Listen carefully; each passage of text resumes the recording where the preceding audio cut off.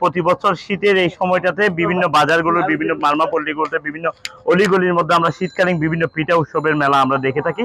আজও তেমনি এসেছি বান্দরবানের মারমা বাজারে, মারমা বিভিন্ন পল্লীগুলোতে। আসলে বিশেষ করে পাহাড়ে যেহেতু এখন জুমের ধান কাটা শেষ হয়েছে, জুমের ধান থেকে ধান তোলার পরে সেই জুমের বিভিন্ন বিন্নি ধান, বিন্নি চালের বিভিন্ন রকমের যে বিন্নি চালগুলো রয়েছে, সেই চালগুলোর এখানে আনার পরে সেগুলো পরিশোধন করার পরে এবং প্রক্রিয়াজাত করে দিনে সকাল থেকে সন্ধ্যা অবধি এগুলো ডেকির মাধ্যমে চালগুলো গুঁড়া করা এবং এরপর থেকে এসে বিভিন্ন অলিগলির মুখে শীতের বিভিন্ন পিঠা, বিশেষ করে আমরা লক্ষ্য করেছি জুমের কালো বিন্নি এবং জুমের সাদা বিন্নি এবং জুমের যে লাল বিন্নি রয়েছে, সেই চাউলগুলো দিয়ে এখানে তৈরি করা হচ্ছে বিভিন্ন রকমের পিঠা।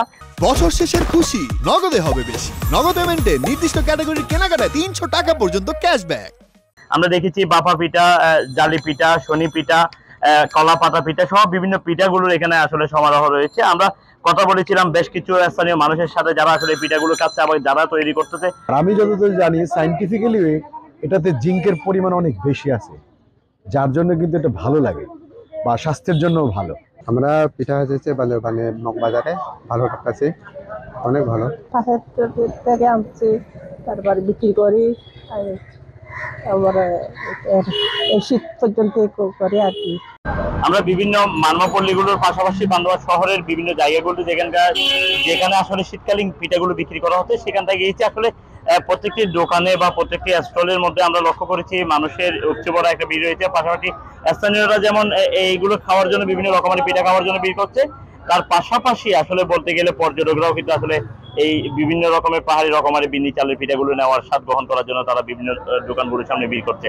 আমরা কথা বলেছিলাম দোকানদারদের সাথে, তারা আমাদেরকে যেটি বলেছে বিভিন্ন পাড়া মহল্লার মধ্যে যারা বিক্রি করছে তারা যেমন এগুলো বিক্রি করে লাভবান হচ্ছে, পাশাপাশি রকমারি বিন্নি চালে পাহাড়ের জমি থেকে যে জমির উৎপাদিত ফসলের যে কৃত্রিম উপায় কোনো কিছু ব্যবহার না করে প্রাকৃতিক উপায়ে যে চাষাবাদ হওয়া জমির ধান রয়েছে, সেটি থেকে তৈরি করা বিভিন্ন শনি পিঠা, কলা পিঠা, বিন্নি চালের বিভিন্ন বড়া থেকে শুরু করে বিভিন্ন রকমারি পিঠাগুলো তারা আসলে স্বাদ গ্রহণ করছে। 3 ধরনের বিন্নি চাল আছে, কালো বিনি, লাল বিনি, সাদা বিনি, এরকম বিন্নি চালের পিঠাগুলা আমরা খাই, মানুষরা পছন্দ করে।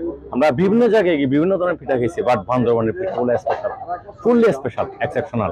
ধনিয়া পাতা, মরিচ ভর্তা, শুটকি ভর্তা, তারপরে সরিষা বাটা, এগুলা দিয়ে খেতে খুবই সুস্বাদু। বান্দরবানের বিভিন্ন জায়গায় বিভিন্ন ধরনের পিঠা বানায়, এর মধ্যে বিনি চাউলের পিঠাগুলা অনেক স্বাদ, ফরমালিন মুক্ত, একদম মানে যত খায় তত খাওয়ার ইচ্ছা থাকে।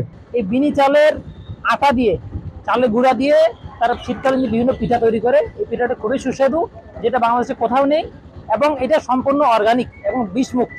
প্রতিদিন 7টার সময় বসে জায়গায় প্রতিদিন 6 থেকে 7,000 টাকা বিক্রি করি, 1,000 টাকা আমার লাভ থেকে, কিন্তু এটা নিয়ে আমার সংসারটা চলে যায়। বিশেষ করে পাহাড়ের এই সময়টাতে শীতের মৌসুম শুরু হলে প্রতিদিন বিকাল 4টা থেকে সন্ধ্যা নাগাদ এই পিঠা উৎসব চলে থাকে। এই উৎসবকে কেন্দ্র করে বান্দরবানের পর্যটকদের পাশাপাশি স্থানীয়রা আসলে পিঠার স্বাদ নেওয়ার জন্য অপেক্ষা করে এবং ভিড় করে। আমরা কথা বলেছিলাম কৃষি কর্মকর্তার সাথে, তিনি আমাদেরকে জানিয়েছে বান্দরবানের পাহাড়ের ডালুতে যে জুম চাষ করা হয়, সেই জুমের উৎপাদিত চাল থেকে, বিন্নি চাল যেহেতু বিভিন্ন রকমারি হয়ে থাকে, সেই রকমারি চাল থেকে উৎপাদিত খাদ্যগুলো অনেকটা পুষ্টিগুণ সমৃদ্ধ এবং এগুলো স্বাস্থ্যের জন্য যেমন উপকারী, তেমনি আসলে শীতের এই সময়টাতে মানুষের যে স্বাদ নেওয়ার, যে পিঠার বিভিন্ন স্বাদ নেওয়াটা, সেটাও আসলে অনেকটা হয়ে ওঠে।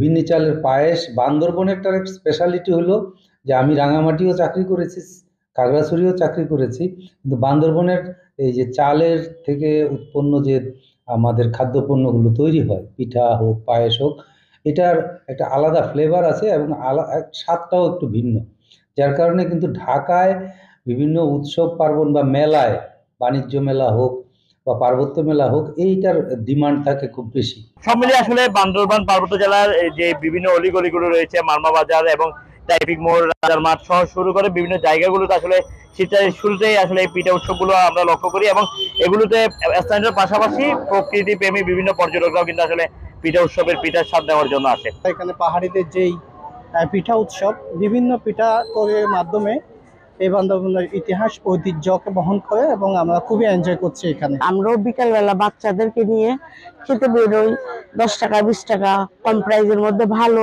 সুস্বাদু কর পিঠা আমরা খেতে পারি, চিতই পিঠা, সাথে ভর্তা থাকে বিভিন্ন ধরনের, ভালোই লাগে, ভালোই এনজয় করি।